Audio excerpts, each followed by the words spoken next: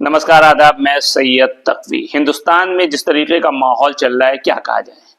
जाहिल कहा जाए, अज्ञानता कहा जाए, बेवकूफ़ी कहा जाए, देश के साथ दुश्मनी कहा जाए। क्योंकि ये देश के साथ मोहब्बत तो नहीं हो सकती कि अपने ही देश में आपस में रहने वाले सब आपस में एक दूसरे से लड़ते रहें सिर्फ धर्म के नाम पर। और यही पिछले कुछ सालों से, कुछ वर्षों से हिंदुस्तान में देखने में आ रहा है कि नफरत की राजनीति इतने उरूज पे पहुंच चुकी है कि हर इंसान एक दूसरे से नफरत करने लगा है। धर्म की सीढ़ियों का सहारा लेकर के वो किस चीज को हासिल करने की कोशिश कर रहा है, ये बात समझ से परे है। रमजान के इस पाक मुकद्दस और पवित्र महीने में उत्तर प्रदेश में भी सांप्रदायिक सौहार्द को बिगाड़ने की साजिशें तेज की जा रही हैं। ताजा खबरों के मुताबिक दरियावाली मस्जिद लखनऊ को अवैध बताने की आड़ में हिंदू महासभा के अध्यक्ष ने कुछ मीडिया संस्थानों के साथ मिल करके नई हरकतें, नई खुराफात, नई बदतमीजियां करना शुरू कर दी। इस पूरे षड्यंत्र को ऐसा कहा जा रहा है कि मोसाद और सीआईए द्वारा उत्तर प्रदेश सरकार और मुख्यमंत्री योगी आदित्यनाथ के खिलाफ रची गई एक बड़ी साजिश के तौर पर देखा जा रहा है। ये बात भी सही है कि इस तरीके की घटनाएं कहीं ना कहीं प्रदेश और देश की सरकार को बदनाम करती हैं। इस मसले पर मौलाना इफ्तिखार हुसैन इनकलाबी, जो सेफ वक्फ इंडिया के प्रवक्ता हैं, और मौलाना डॉक्टर सैयद कल्बे सिप्तैन नूरी साहब ने काफी तीखी प्रतिक्रिया व्यक्त की है। इन दोनों बुद्धिजीवियों ने प्रशासन से इस साजिश की एक हाई लेवल जांच करके दोषियों के खिलाफ सख्त कार्रवाई करने की मांग की, और साथ ही साथ जो मीडिया संस्था थी टाइम्स नाउ और नव भारत टाइम्स जैसे भड़काऊ मीडिया चैनलों पर प्रतिबंध लगाने की मांग की। मामला क्या है? मामले के अनुसार 3 मार्च 2025 को, यानी जो दिन कल बीत गया, हिंदू महासभा के अध्यक्ष कुछ मीडिया संस्थानों को साथ लेकर के दरियावाली मस्जिद लखनऊ पहुंचे और बगैर किसी कानूनी आधार के इसे अवैध घोषित करने की साजिश रचने की कोशिश करने लगे। मीडिया के जरिए इस झूठे प्रचार को फैलाकर एक धार्मिक उन्माद भड़काने की कोशिश की जाने लगी। आरोप है कि यह सब कुछ अंतर्राष्ट्रीय साजिश के तहत किया गया, जिसमें इस बात का भी शक जाहिर किया जा रहा है कि मोसाद और सीआईए से गुप्तचर संगठनों का भी हाथ हो सकता है।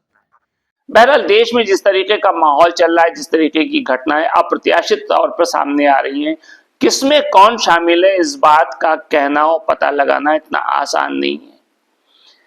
भड़काऊ मीडिया रिपोर्टिंग पर एक बहुत बड़ा प्रश्न चिन्ह लगा हुआ है। इस पूरे प्रकरण में टाइम्स नाउ और नव भारत टाइम्स की भूमिका भी संदेह के घेरे में आ गई है, क्योंकि ये चैनल लगातार भ्रामक और भड़काऊ खबरें प्रसारित कर रहा है, जिससे समाज में कहीं ना कहीं तनाव पैदा हो रहा है। मौलाना इफ्तिखार हुसैन इनकलाबी ने इस पर तीखी प्रतिक्रिया देते हुए कहा कि यह पत्रकारिता नहीं बल्कि समाज को बांटने और सांप्रदायिकता फैलाने की एक घिनौनी चाल है। उन्होंने कहा कि अगर इन मीडिया संस्थानों पर जल्द कार्रवाई नहीं हुई तो समाज में नफरत का जहर और घुल सकता है। वहीं दूसरी तरफ मौलाना डॉक्टर सैयद कल्बे सिप्तैन नूरी ने एडमिनिस्ट्रेशन से इस अपील की कि इस मामले को सीरियसली लिया जाए और इस साजिश को आगे बढ़ने से रोका जाए। उन्होंने कहा कि रमजान के इस पाक और पवित्र महीने में इस तरह की हरकतें कहीं ना कहीं मुसलमानों की धार्मिक भावनाओं को ठेस पहुंचाने के लिए की जा रही। प्रशासन को अविलंब कार्रवाई करनी चाहिए और प्रदेश की गंगा जमनी तहजीब को बचाने के लिए ठोस कदम उठाने चाहिए। मुख्यमंत्री महोदय से 5 प्रमुख मांगों को लेकर के सेव वक्फ इंडिया ने पत्र भी लिखा है, जिसमें दरियावाली मस्जिद को लेकर फैलाई गई साजिश की उच्च स्तरीय जांच की मांग की गई है और साथ ही साथ दोषियों पर सख्त कानूनी कार्रवाई की मांग की गई है। हिंदू महासभा के अध्यक्ष और उनके साथ जुड़े लोगों पर सांप्रदायिक सौहार्द बिगाड़ने के आरोप में मुकदमा दर्ज करने की भी मांग की गई है। वहीं टाइम्स नाउ और नव भारत टाइम्स की रिपोर्टिंग की निष्पक्ष जांच कर दोषी पाए जाने पर इन मीडिया संस्थानों पर प्रतिबंध लगाने की भी मांग की गई है। प्रदेश में सांप्रदायिक सौहार्द बनाए रखने के लिए विशेष प्रशासनिक सतर्कता बरती जाए, इस बात की मांग की गई। वहीं सोशल मीडिया और समाचार चैनलों को निर्देश देने की मांग की गई कि बगैर किसी प्रमाण किसी भी धार्मिक स्थल के संबंध में गलत जानकारी, गलत अफवाह न फैलाएं। साजिश को हल्के में लेना कहीं खतरनाक होगा या कहीं ना कहीं तस्वीर बदल देगा।